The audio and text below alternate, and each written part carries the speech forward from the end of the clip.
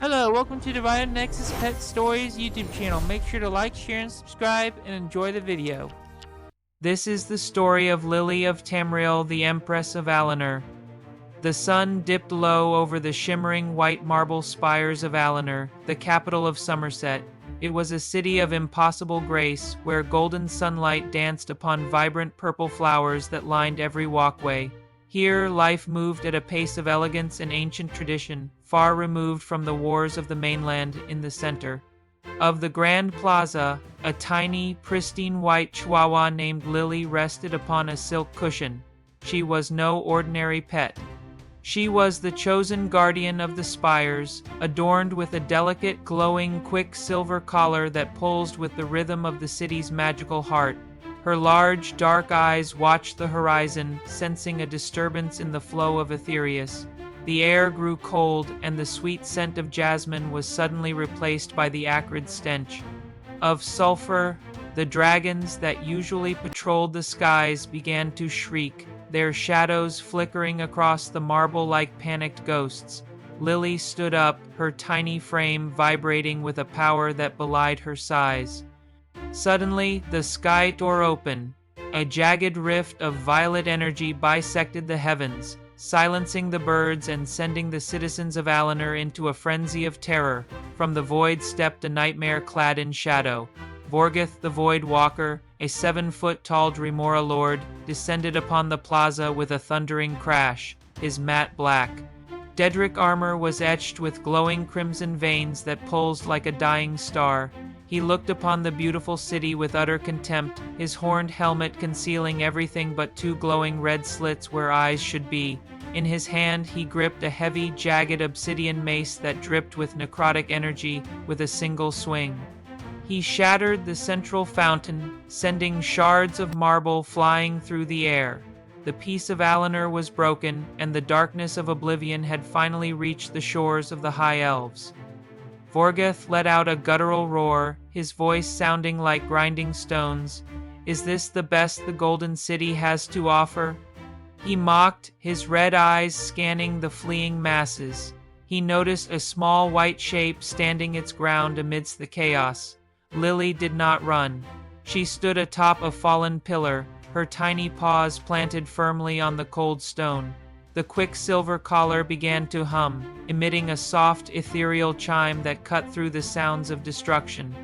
Vorgeth laughed, a sound that chilled the very souls of those who heard it. A rat in a collar. Alinor is truly desperate. He raised his mace, the obsidian head crackling with dark lightning, preparing to crush the tiny creature into the dust. But Lily did not blink. She lowered her head and let out a sharp, resonant bark that echoed with the power of 1,000 spells. As the mace descended, Lily vanished in a blur of silver light. She was not gone, merely moving faster than the eye could follow, a feat granted by the quicksilver collar. The obsidian weapon struck the marble with enough force to create a crater, but Lily was already behind the Dremora Lord. She nipped at his greaves, her tiny teeth imbued with the pure light of Alinor. The contact caused a burst of holy energy that singed the Dedrick metal. Vorgeth spun around, his movements sluggish compared to the Chihuahua's supernatural speed.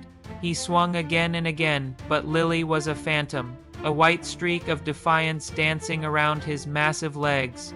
The citizens who had stayed to hide began to watch in awe as the tiny guardian fought the Titan of the Void. Vorgeth grew frustrated, his crimson veins glowing brighter as his rage boiled over. He slammed his fist into the ground, sending a shockwave of dark energy outward in all directions. Lily jumped, her tiny body soaring high into the air. While she was airborne, the collar's star-shaped pendant detached and expanded, transforming into a shimmering shield of translucent silver. She landed gracefully on the shield, using it as a floating platform. From her vantage point, she could see the dragon that had been circling above a noble creature of Somerset, its scales the color of dawn. With a sharp whistle-like bark, Lily signaled the beast. The dragon roared in response. Diving toward the plaza with its talons outstretched, The tide of the battle was beginning to turn, and the Dremora realized he had underestimated the smallest of his foes. The dragon's fire washed over Vorgoth, but the Dremora's armor held, absorbing the heat and turning it into a dull, pulsing orange. He roared back at the dragon, casting a bolt of shadow that clipped the creature's wing. As the dragon veered off to recover, Lily saw her opening. She commanded the silver shield to dive, hurtling toward the Dremora like a comet. She struck him square in the chest, the holy force of the quicksilver collar shattering the crimson veins on his breastplate. Vorgoth stumbled back, his obsidian mace falling from his grip. He tried to summon the void to heal his wounds, but the light of Alinor was too strong. Lily landed on his shoulder, her tiny growl sounding like the low roll of thunder, her eyes glowing with the same silver light as her collar. With a final, desperate surge of power, Vorgoth tried to grab the tiny dog, but Lily was too quick. She leaped from his shoulder just as the quicksilver collar released a blinding nova of pure white energy. The blast consumed the Dremora Lord, his armor disintegrating into thousands of jagged black shards. The violet rift in the sky shivered and collapsed, the dark energy being sucked back into the abyss from whence it came. Vorgoth let out one last scream of defiance before he vanished entirely, leaving behind nothing but a massive, discarded pile of his spiked black Daedric armor. The silence that followed was absolute, broken only by the sound of the wind whistling through the marble spires and the distant cry of the dragon as it leveled its flight. Lily landed softly atop the pile of broken armor. She stood there, her white fur pristine despite the battle, her quicksilver collar returning to its gentle glow. She looked down with a fierce, regal expression at the ruins of her enemy. The massive pile of spiked black metal served as her throne, a testament to the fact that size was no measure of strength in the land of the High Elves. The golden sunlight of Alinor returned, bathing her in a warm, divine glow.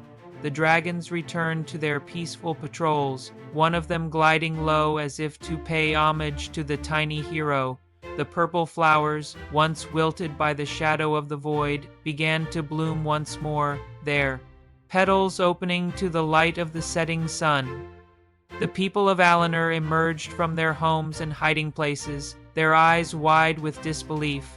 They approached the plaza slowly, seeing the tiny white dog standing atop the remains of the monster that had threatened their world. The High Magister of the city stepped forward, bowing low to Lily. "The Empress of Alinor," he whispered, a title that was quickly taken up by the crowd.